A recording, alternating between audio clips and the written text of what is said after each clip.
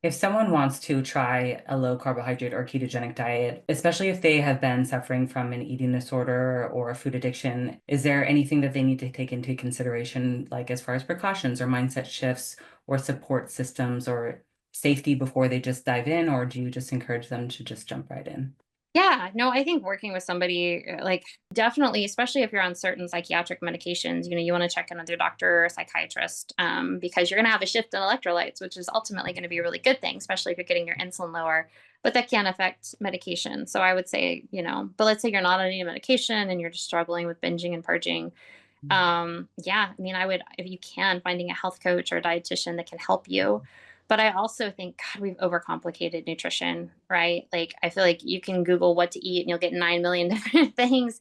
And Mhm. so, I'll never forget going to a new employee orientation once, and a woman said, like, hey, if you're struggling with something, whether it's diabetes, or I mean, she listed a few medical conditions.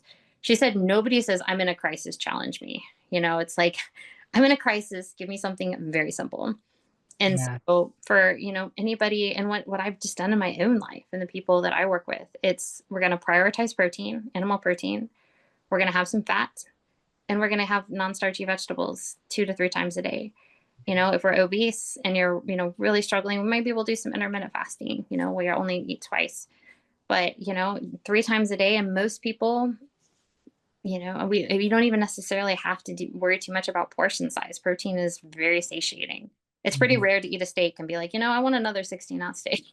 But we can eat, you can eat a steak and be like, I could eat a whole cake, right? Like the sugar, your body doesn't have that same feedback mechanism. So when we focus on those protein, fat, and fiber, and you have to commit to it.